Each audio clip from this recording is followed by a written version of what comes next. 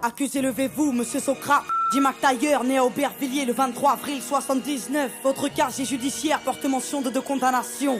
Vol à main armée, séquestration. Vous êtes renvoyé devant la cour d'assises pour tentative d'assassinat sur monsieur MacGregor, né à Saint-Denis.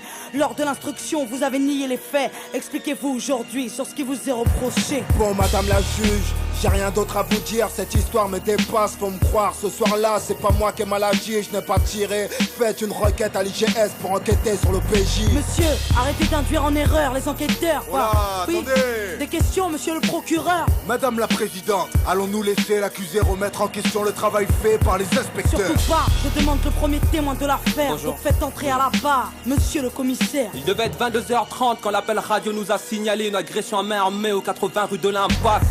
On n'était pas très loin parce qu'on était sur ce gars depuis 9 mois déjà. Pour des trafics de stupes, on attendait juste le flagrant délit, un truc croquant à se mettre sous la dent. On n'avait rien de sérieux, madame la présidente. Très bien, procureur, des questions? Non? Bon, maître, c'est à vous. Des questions? Monsieur le commissaire, vos états de service sont impressionnants. Vous ne comptez plus les arrestations seulement. Une affaire fait tache dans votre dossier, accusation de corruption que l'IGS finit par classer. 6 mois à filer mon client, vous le dites vous-même, aucun résultat, rien à se mettre sur la dent. Peut-être que comme mon client l'indique, il a mis fin à ses anciennes activités illicites. Mais ça a rien à voir là, de quoi vous me parlez? C'est mon procès qu'on traite ou quoi? Je vois pas pourquoi on secoue mon passé. On est venu comme je vous l'ai dit, moi et mon collègue, après avoir enfoncé la porte. Et ce qui s'est passé est écrit dans mon rapport. Monsieur le commissaire, veuillez garder votre calme, évitez tout écart. Je vous rappelle que vous êtes à la barre. Faites entrer monsieur MacGregor, témoin dans cette affaire, c'est à vous. S'il vous plaît, veuillez être clair. Madame la présidente, pour être franc, ça fait 1 heure que je suis assis dans le box. J'écoute les conneries de l'autre flicaillon qui me fait passer pour un tox. Ce soir-là, je me rappelle pas trop des faits, juste que c'était pas drôle. Et que c'est Passo qui m'a tiré dessus pour notre accro. Quelle éloquence, monsieur MacGregor. Mais nous ne sommes pas au théâtre. Et à la barre, il faut être fiable. Et le prochain témoin n'accuse pas, il donne des faits. Donc faites-le appeler pour qu'il puisse témoigner. Ce putain de quartier a plus d'âme. Sont tous atteints, ça pue le drame. Je suis pas trop de cul de concierge, planqué derrière un Judas, loin d'être vierge. Mon casier porte le poids de mes erreurs. Comme ce gosse écrasé, des fleurs du sang sur son Bermuda. J'ai payé ma dette, je roule droit, la tôle m'a rassasié. J'étais cool avec ma môme quand j'ai vu l'arme et sa tête. Un brasier dans ses yeux, j'imagine la suite. Ça pète dans tous les sens, ça sent la poudre, les substances illicites. Mais en parlant de substances, êtes-vous toujours alcoolique? Désolé, ma dernière cuite c'était en 98. Cet enfoiré nous a frôlé, moi et la petite, il pissait la rage. Vous êtes dans un tribunal, surveillez votre langage.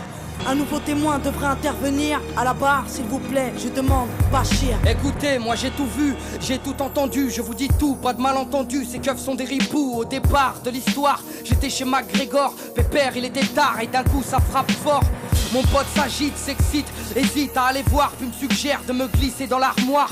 Elle entrouvert, lui a ouvert. Le man est insolent, violent et muni d'un revolver. Mon compère s'explique, essaye de le calmer, mais très vite le jeune homme a commencé à s'emporter. Puis soudain la porte claque, les policiers débarquent. Un keuf braque, il a le trac, les nerfs craquent, un coup de barre.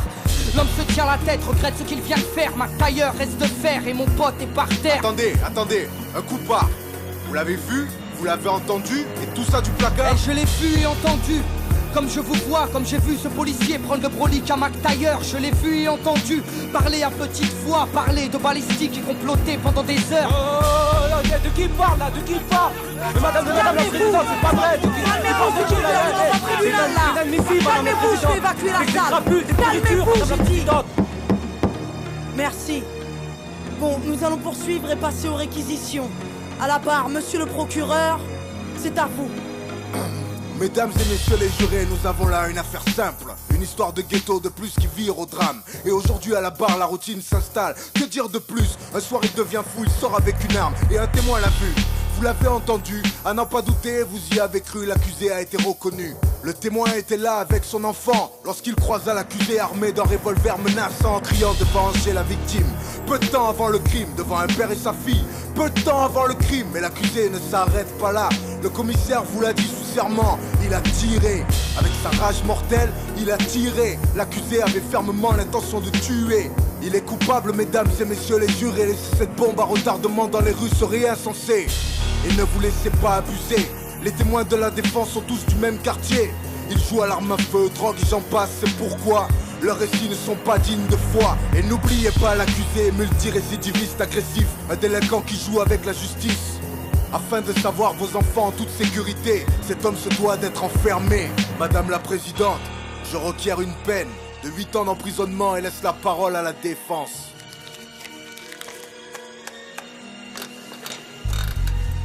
Liberté, égalité, fraternité, messieurs les jurés, pourquoi personne n'y croit plus dans nos cités? L'égalité des chances, une utopie, car on ne mène pas la même vie. Du 16e à Saint-Denis, il faut l'avouer, n'accentuons pas les injustices au nom de la fraternité. Refusons d'être complices de l'assassinat d'une liberté. Le tout c'est d'admettre qu'un homme peut changer.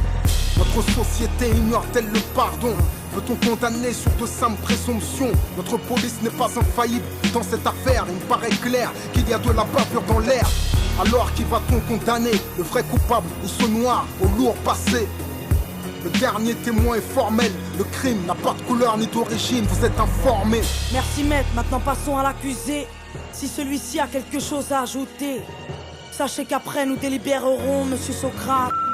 Nous vous écoutons. Faites preuve d'indulgence, le commissaire vous a menti. T'en as gros sur le cœur quand tu n'éduques pas ta fille, madame la présidente. J'avais 16 ans quand j'ai morflé, quand je surfais sur des vagues où des frères se sont noyés.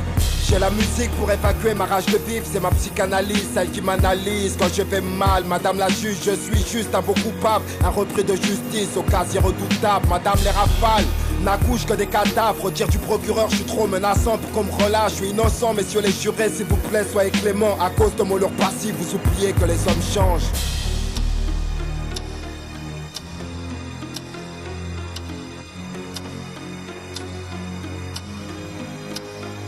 Monsieur Socrate, après délibération pour tentative de meurtre avec préméditation sur la personne de monsieur MacGregor, tout a été prouvé. Vous êtes reconnu coupable à l'unanimité. La cour vous a condamné à la peine de 5 ans de prison ferme. Sachez que vous avez 10 jours pour faire appel. Mais qu'est-ce que tu me racontes là? Mais putain, là j'étais en train de m'en sortir. Mais va te faire foutre, c'est quoi cette justice de merde?